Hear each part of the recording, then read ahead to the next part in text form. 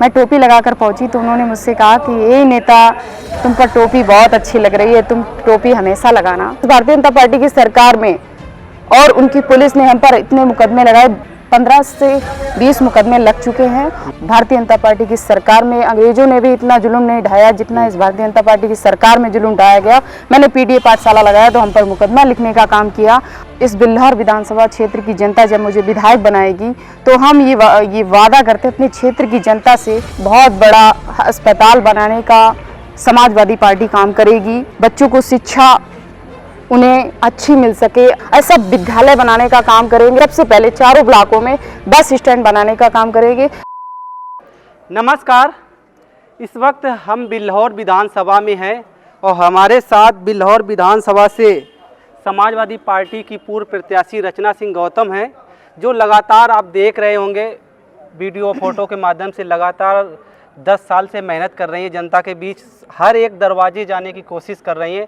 तो आज इन्हीं से थोड़ी चर्चा करते हैं कि कैसी राजनीति चल रही है मैडम बिल्हौर विधानसभा में आपकी। पहले तो बहुत बहुत धन्यवाद आपको और आपके चैनल को और हमारे बिल्हौर विधानसभा के सभी सम्मानित हमारे परिवार के सदस्य, मैं सभी का नमस्कार और प्रणाम करती हूँ।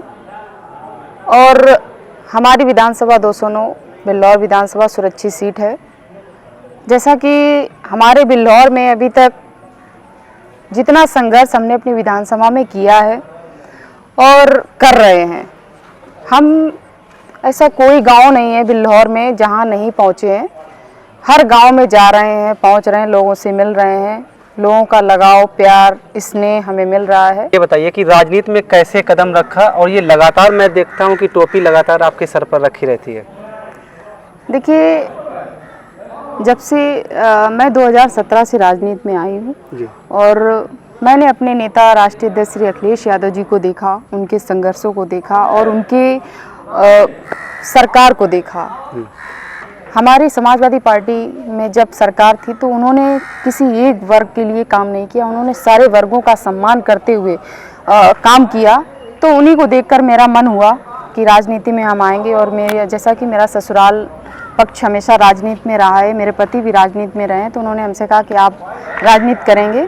और मैंने अखिलेश जी को चुना अपना नेता और उन्हीं को देखते हुए हम राजनीति में आए, संघर्ष किया। और उनको जब मैं टोपी लगा के देखती थी तो मुझे भी लगता था कि मैं भी टोपी लगाऊंगी।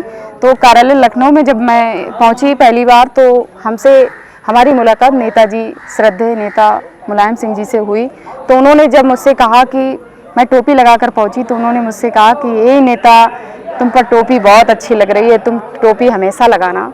तो उनकी बात हमेशा हमें ये याद रहेगी। तो उन्हीं की बात को याद करते हुए हम टोपी आज लगाए हुए हैं और जो राजनीति हम कर रहे हैं, संघर्ष कर रहे हैं, वो अपने नेता श्री अखिलेश यादव जी के लिए कर रहे हैं। और वो मुख्यमंत्री भी बनेंगे 27 में। और जब तक मैं राजनीति करूँगी समाजवादी पार्टी में ही करूँगी, अखिलेश जी के लिए करूँगी और अपनी पार्टी को आगे बढ़ाने के लिए करूँगी। और क्योंकि समाजवादी पार्टी में सर्व समाज का सम्मान है, उनकी बात की जाती है, उनके दुख का निवारण किया जाता है, उन्हें न्याय दिया जाता है। तो मेरी राजनीति समाजवादी पार्टी से शुरू है और समाजवादी पार्टी में ही खत्म होगी। तो टोपी मतलब सुबह घर से निकला, सर पे टोपी चढ़ गई? मैं जैसे ही घर से निकलती हूँ तो सबसे पहले टोपी लगाती हूँ और जब घर पहुँचती हूँ तभी टोपी उतरती है, वरना किसी भी कार्यक्रम में हम जाएँ तो मेरी पहचान मेरी टोपी है। ऐसा कभी हुआ कि टोपी भूल गए? नहीं, ऐसा कभी नहीं होता है कि मेरी टोपी भूल जाए, मैं टोपी अपने साथ रखती हूँ।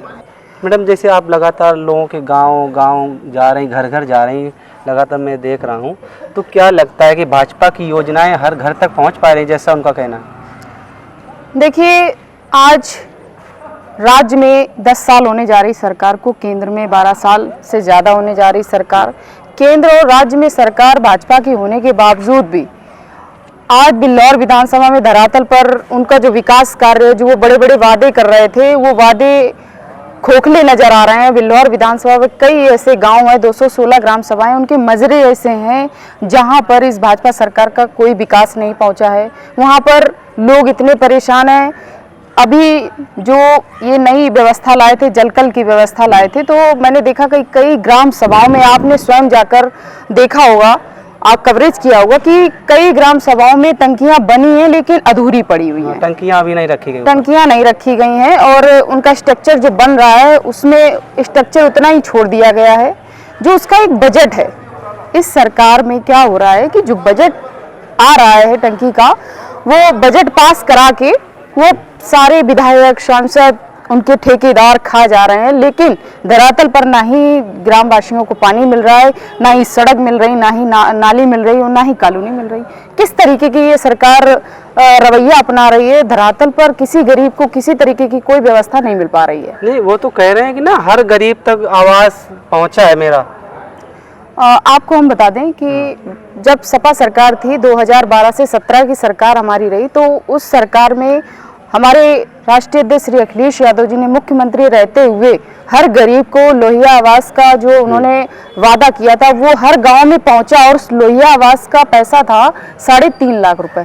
तो मैं समझती हूँ कि 3.5 लाख रुपए जब व्यक्ति गरीब परिवार को मिलता था तो वो एक घर बनाकर बहुत आराम से रह रहा था जब महंगाई इतनी नहीं थी। लेकिन आज जो चरम सीमा पर इस सरकार ने महंगाई कर दी है, तो उस जो कॉलोनी का पैसा 5 लाख होना चाहिए, लेकिन इस मोदी सरकार ने उस कॉलोनी का पैसा 1,20,000 कर दिया।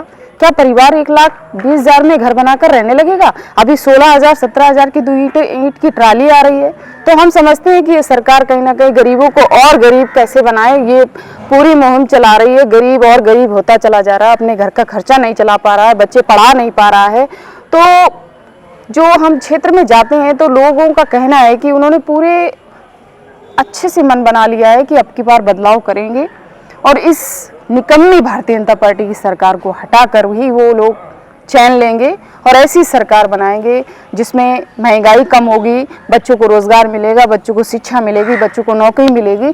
तो ऐसी सरकार चुनने का काम इस बार बिल्लौर विधानसभा की जनता करेगी। मैडम, जैसे कि यूपी में भी 10 साल की भाजपा सरकार है, बिल्लौर विधानसभा में 10 साल से भाजपा के ही विधायक थे, क्या लगता है कि अभी बिल्लौर में नहीं पहुंचा है विकास?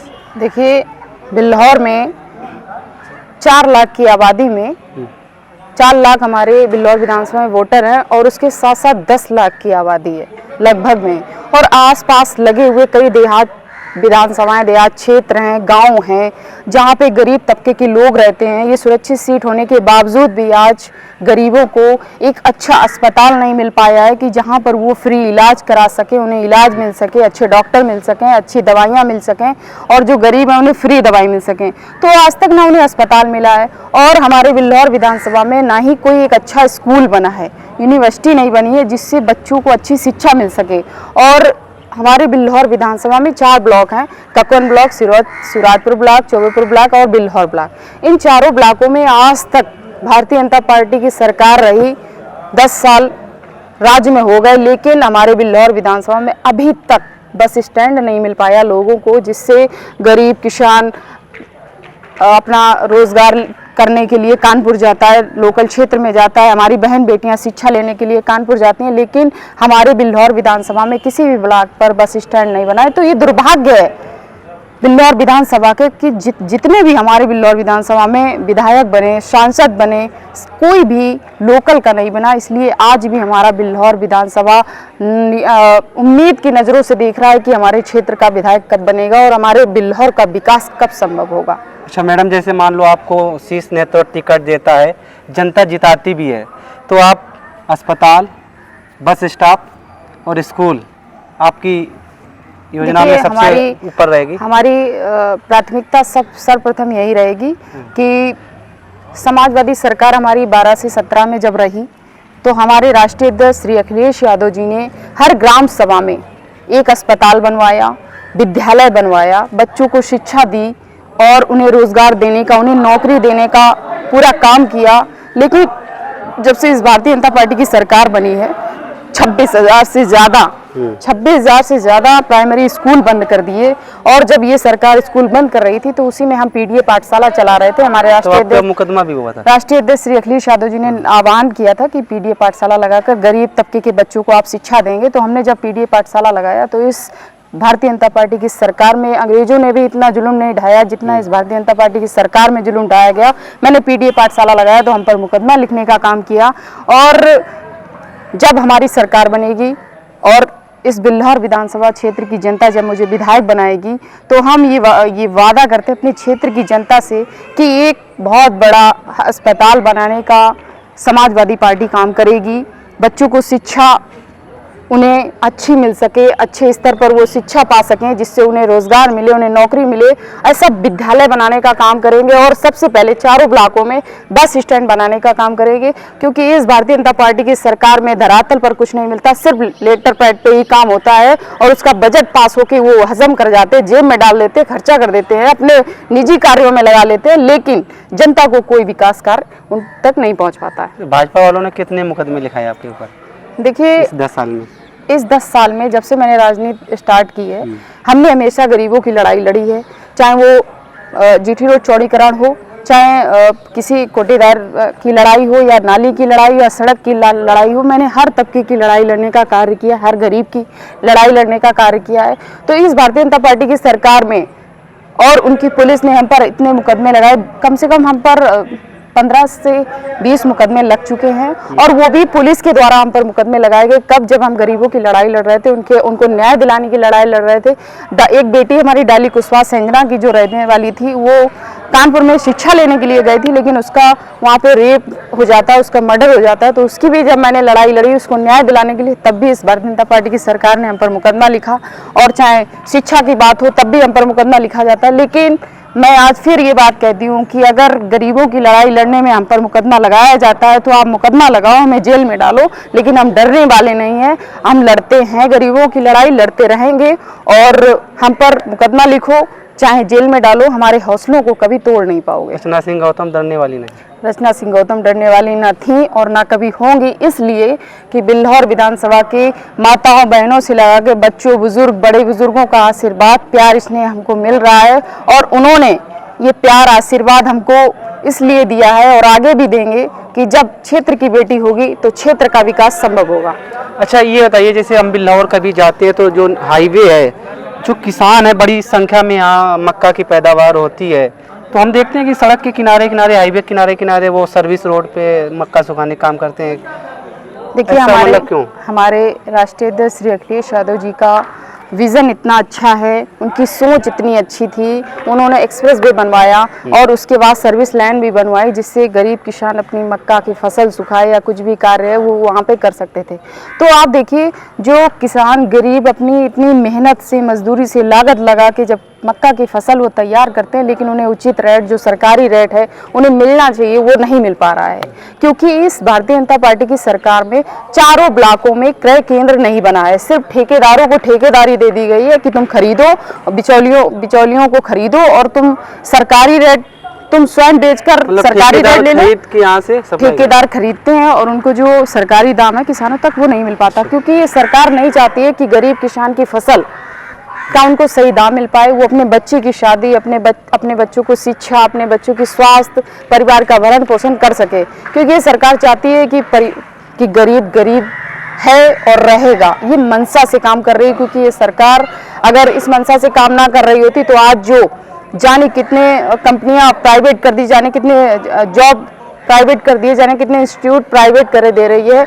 तो इस सरकार की मंशा अच्छी नहीं है, और आने वाले समय में 2027 में इस बिल्हौर विधानसभा की जनता इनको जवाब देने का काम करेगी और इनको इतनी दूर भेजने का काम करेगी, शायद ये सोच भी नहीं पाएंगे कि जनता इन्हें कुर्सी पर बैठाना भी जानती है और जनता इन्हें कुर्सी से उतारना भी जानती है। तो ये काम जनता ने अब शुरू कर दिया है और बहुत जल्द 2027 में इनको रिजल्ट देखने को मिलेगा कि हम कहाँ थे और कहाँ आ गए। अच्छा, जैसा देखा जाए कि इधर आलू भी अच्छा खासा पैदावार है, मक्का की भी है, ऐसा है कि कुछ ऐसा कोई यहाँ पर फैक्ट्री या कुछ ऐसा लगाया जा सके जो डायरेक्ट किसान वहाँ पर सप्लाई कर सके? देखिए, इस भारतीय जनता पार्टी की सोच और समझ, अगर आप बनती तो ऐसे यहाँ पे क्या करने हमारे राष्ट्रीय अध्यक्ष श्री अखिलेश यादव जी ने कन्नौज में लगी हुई हमारे यहाँ सठिया में मंडी बनवाई थी, जो आज उन्होंने सपना देखा था कि किसान अपना आलू बेच सकेगा, सही दाम ले सकेगा। लेकिन उस मंडी की अगर आप चले जाओ, अभी हालत देख लो, तो इस भारतीय जनता पार्टी ने ऐसी दुर्दशा कर दी है मंडी की। और अगर यही समाजवादी पार्टी होती तो अब तक मंडी की वो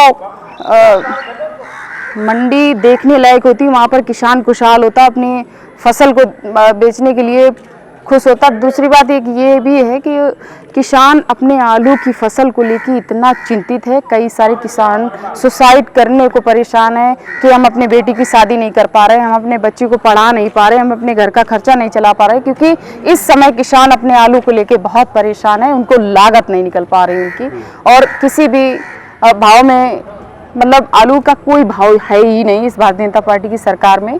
तो किसान, महिलाएं, बेटियां, बच्चे, नौजवान, बूढ़े बुजुर्ग सारे लोग परेशान हैं और त्रस्त हो चुके हैं, और इस सरकार को हटाने का पूरा मन बना चुके हैं कि अब इस सरकार को जितना जल्दी अगर चुनाव हो जाए उतनी जल्दी इस बिल्लौर विधानसभा की जनता इनको हटाने का काम करेगी। इनको मुंह तोड़ जवाब देने का काम हमारे बिल्लौर विधानसभा की जनता इनको 2027 में रचना सिंह गौतम आ रहे हैं बिल्लौर से। देखिए, राष्ट्रीय अध्यक्ष श्री अखिलेश यादव जी ने, जब हम संघर्ष कर रहे थे तो 2022 में उन्होंने हमको बुला कर कहा था। कोरोना काल से मैंने बहुत संघर्ष किया, लोगों की मदद की, घर घर गए, उनको राशन पानी जो भी हमसे बन सका मैंने उनकी बहुत मदद की, और उसको देखते हुए हमारे राष्ट्रीय श्री अखिलेश यादव जी ने हमको बुलाकर टिकट दिया, हम पर विश्वास जताया। एक गरीब की बेटी, एक दलित समाज से निकली हुई बेटी को उन्होंने विश्वास जताया कि नहीं, आप चुनाव लड़िए और जीतेंगी। तो उन्होंने हम पर जब उस समय विश्वास जताया, तो जब से मैं 2022 का चुनाव हारी हूँ, तब से ऐसा कोई गांव, ऐसा कोई मजरा, ऐसा कोई घर नहीं जहाँ रचना सिंह गौतम ना पहुँची हो। और मेरा पूरा प्रयास रहता है कि हम हर घर पहुँचें, हर किसी की समस्याओं में, उनके दुख में हम खड़े रहें। तो राष्ट्रीय अध्यक्ष जी का आशीर्वाद है, उन्होंने हमें आशीर्वाद देकर भेजा है, और हमेशा मेरा हौसला अफजाई करते हैं। जब भी हम उनसे मिलते हैं, वो सिर्फ हौसला ही अफजाई करते करते कहते हैं कि आपको इस बार जीत कराना है। एक क्वेश्चन का एक उसमें उत्तर दो ना, एक लाइन में। मोदी जी कैसे नेता हैं? मोदी जी, ये मानिए कि भविष्य में कल्पना नहीं की होगी वो कैसे इतने निर्दयी नेता हो ही नहीं सकता कभी भी कोई, जो बच्चों पर लाठियां बरसाई और वो संसद भवन से पीछे गेट से भाग गए। ऐसे निर्दयी नेता को जनता भगाने का काम करेगी। योगी जी? योगी जी किसी भी भगवान हो, चाहे नौजवान हो, चाहे बुजुर्ग हो, चाहे बच्चे हों, उनको किसी व्यक्ति में कोई दया नहीं दिखती है, वो दयावान व्यक्ति नहीं हो सकते कभी भी। राहुल बच्चा? राहुल बच्चा, देखिए, एक प्रतिनिधि को पूरी जनता चुनती है, और वो प्रतिनिधि पूरे विधानसभा का होता है, ना ही किसी एक जात का होता है, ना ही किसी एक धर्म का होता है। प्रतिनिधि वो पूरी विधानसभा और हर वर्ग का, हर समाज का प्रतिनिधि चुना जाता है, तो उसको हर वर्ग को लेकर चलना चाहिए और हर वर्ग का दुख दर्द सुनना चाहिए, उनकी बात सुननी चाहिए। लेकिन उनके अंदर सिर्फ एक वर्ग को लेकर ज़्यादा उनकी भावनाएं रहती हैं, बाकी दूसरा अगर वर्ग चला जाए तो उनको जाति सूचक कहकर भगाते हैं कि नहीं, तुम इस जात के हो, तुम जाओ, यहाँ तुम्हारी मदद नहीं कर पाएंगे। तो ऐसी सोच का प्रतिनिधि नहीं होना चाहिए। सब समाज की बात करने वाला प्रतिनिधि बिल्लौर विधानसभा में होना चाहिए, और ये सुरक्षित सीट है। लेकिन सुरक्षित सीट पर होने के बावजूद भी दलित, पिछड़े, अति पिछड़े, अल्पसंख्यक और हमारे पिछड़ों के लोगों की बात बिल्लौर विधानसभा में और विधानसभा भवन में कोई उठाने वाला नहीं है। विधानसभा के हमारे क्षेत्र की जनता ने ये ठाना है कि ऐसे विधायक को चुनना है जो सब समाज की बात करे, उनका काम करे, गरीबों की बात करे। तो ऐसे विधायक इस बार रचना सिंह गौतम आने वाली, वो क्षेत्र की जनता तय करेगी, और मुझे जहाँ तक मुझे लगता है वो सफलता भी मिलेगी।